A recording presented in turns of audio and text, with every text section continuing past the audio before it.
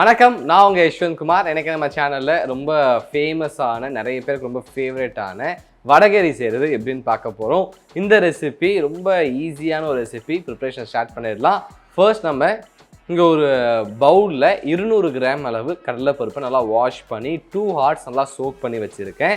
இது கூட ஒரு 1/4 டீஸ்பூன் அளவு சோம்பு சேர்த்து இதை நல்லா கொரன்னு அரைச்சி எடுத்துக்கலாம். இதை நல்லா கொரன்னு அரைச்சாச்சு. இந்த பதத்தில் இருந்துச்சு அப்படின்னா கரெக்டாக இருக்கும். இதை நம்ம ஃப்ரை பண்ண போகிறோம். அதுக்காக பொரிக்க தேவையான அளவு எண்ணெய் இங்கே ஒரு பாத்திரத்தில் நல்லா சூடாக இருக்குது. சின்ன சின்ன உருண்டையாக எடுத்து எண்ணெய் ட்ராப் பண்ணிக்கலாம்.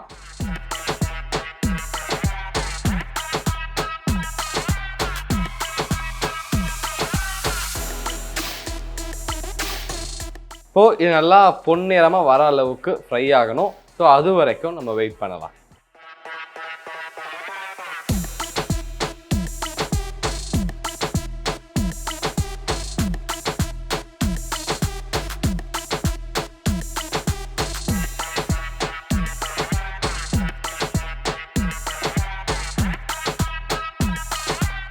இப்போது இது நல்லா ஃப்ரை ஆகிடுச்சு. எண்ணெய் இல்லாமல் எடுத்து வேற ஒரு பிளேட்டில் மாற்றிக்கலாம்.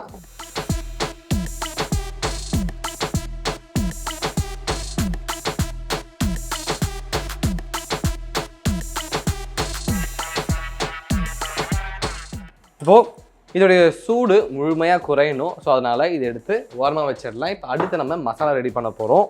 அதுக்காக இங்கே ஒரு பேன் வச்சுருக்கேன். இதில் ஒரு 5லிருந்து 6 டேபிள் ஸ்பூன் அளவு எண்ணெய் சேர்த்துக்கலாம். எண்ணெய் லேசாக சூடு ஆனதன் பிறகு இதில் ஒரு பிரியாணி இலை,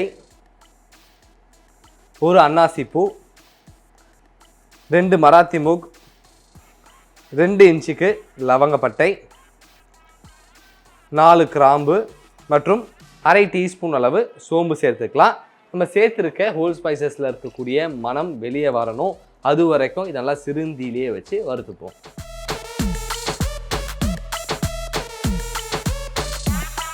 இப்போ இதில் 2 இனுக்கு கருவேப்பிலை சேர்த்துக்கிறேன்.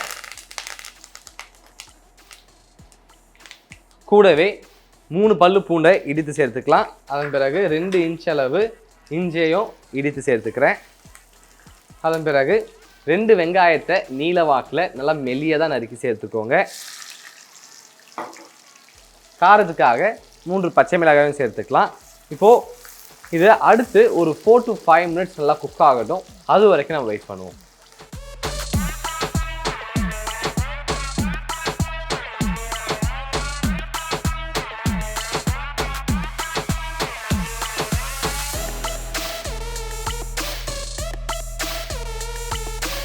வெங்காயம் நல்லா வதங்கினதன் பிறகு இது கூட 1/2 தக்காளியை பொடியாக நறுக்கி சேர்த்துக்கிறேன். கூடவே தேவையான அளவு உப்பும் சேர்த்துக்கலாம்.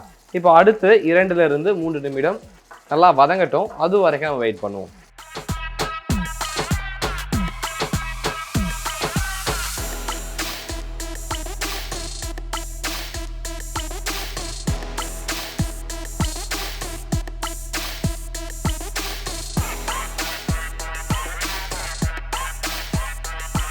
எல்லாமே நல்லா வதங்கிடுச்சு. இப்போது இதில் ஒரு 2.5 கப் அளவு தண்ணி சேர்த்துக்கலாம்.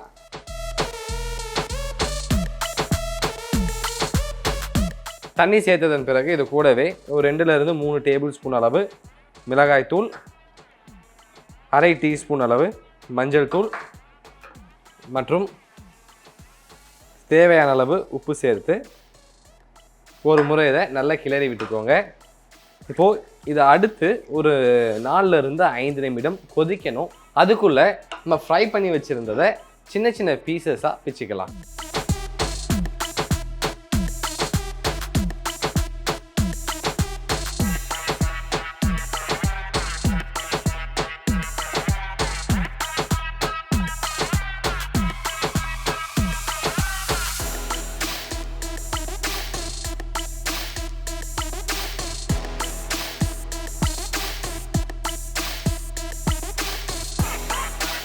இதை சின்ன சின்ன பீசஸாக பிச்சாச்சு. அதே மாதிரி இங்கே மசாலா நல்லா கொதிக்க ஆரம்பிச்சிடுச்சு. இதை எடுத்து மசாலா சேர்த்துக்கலாம்.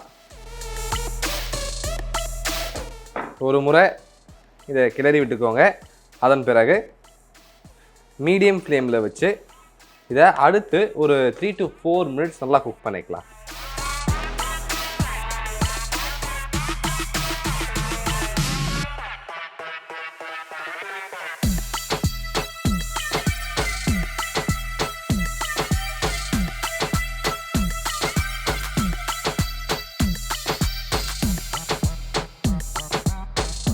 இப்போ நம்ம வடகறி ரெடி ஆயிடுச்சு. ஸ்டவ் ஆஃப் பண்ணிடுறேன். இதை எடுத்து அழகாக ஒரு பவுலில் போர்ஷன் பண்ணிக்கலாம்.